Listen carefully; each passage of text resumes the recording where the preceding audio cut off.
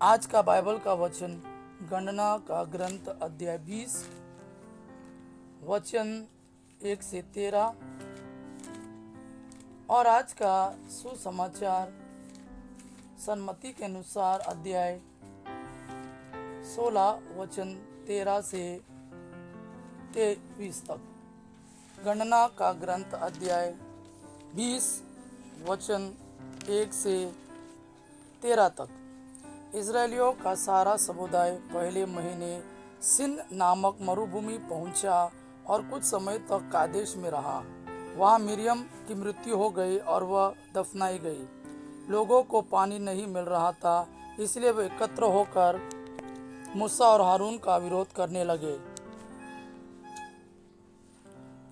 उन्होंने यह कहते हुए मूसा से शिकायत की, ओह, यदि हम अपने भाई बंधुओं के साथ ही प्रभु के साथ मर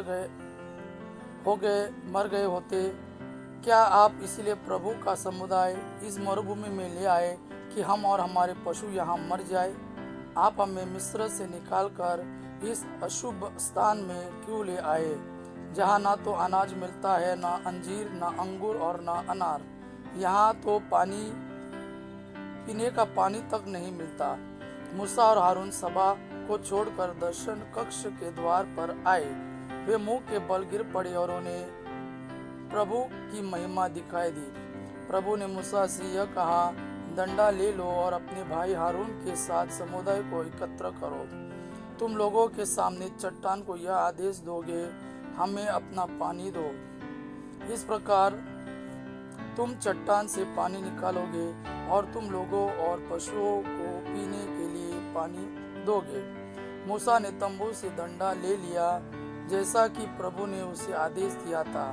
मूसा और हारून ने चट्टान के सामने लोगों को एकत्र किया और उनसे कहा, विद्रोहियों, सुनो, क्या हम तुम लोगों के लिए इस चट्टान से पानी निकाले? मूसा ने हाथ उठाकर 2 बार चट्टान पर डंडा मारा और चट्टान से पानी की धारा फूट निकली। इस प्रकार लोगों और पशुओं को पीने के लिए पानी मिला।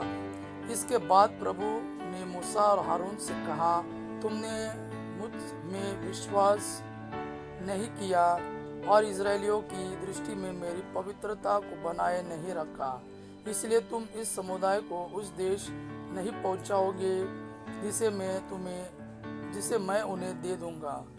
यह मरीबा का पानी है, जहां इजरायलियों ने प्रभु की शिकायत की और प्रभु ने उनके सामने अपना पवित्रता प्रकट की। आज का सुसमाचार सन्मति के अनुसार अध्याय 16 वचन 13 से 23। ईसा ने कसिरिया फिलिपी प्रदेश पहुंचकर अपने शिष्यों से पूछा, मानव पुत्र कौन है? इस विषय में लोग क्या कहते हैं? उन्होंने उत्तर दिया, कुछ लोग कहते हैं यूहन्ना बपतिस्ता, कुछ कहते हैं एलियास और कुछ लोग कहते हैं यिर्मयाह अथवा नबियों में से कोई। इस पर ईसा ने कहा, और तुम क्या कहते हो कि मैं कौन हूँ? सिमोन पेत्रुस ने उत्तर दिया, आप मसीह है, आप जीवंत ईश्वर के पुत्र हैं। इस पर ईसा ने उससे कहा, सिमोन योनस के पुत्र, तुम धन्य हो, क्योंकि किसी निरीह मनुष्य ने नहीं बल्कि मेरे स्वर्गिक पिता ने तुम पर यह प्रकट किया है।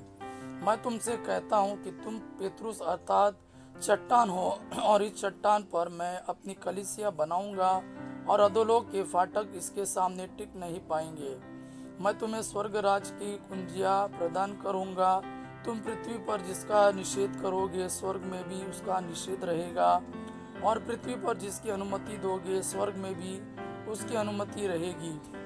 इसके बाद ईसा ने अपने शिष्यों को कड़ी चेतावनी दी कि तुम लोग किसी को भी यह नहीं बताओ कि मैं मसीह हूँ। उस समय से ईसा अपने शिष्यों को यह समझाने लगे कि मुझे यरूशलेम जाना होगा, नेताओं, महायाजकों और शास्त्रियों की ओर से बहुत दुख उठाना, मार डाला जाना और तीसरे दिन जी उठना होगा। पेत्रुस ईसा को अलग ले गए और उन्हें यह कहते हुए फटकारने लगा, ईश्वर ऐसा न करे प्रभु, यह आप पर कभी नहीं बीतेगी। इस पर ईसा ने मुड़कर पेत्रुस से कहा, हट जाओ शैतान, तुम मेरे रास्ते में बाधा बन रहे हो। तुम ईश्वर की बातें नहीं बल्कि मनुष्य की बातें सोचते हो। यह प्रभु का वाणी है। प्रभु को धन्यवाद। आबा पिता की महिमा और पुत्र यीशु का प्रेम आप पर सदा सर्वदा बना रहे। आमीन।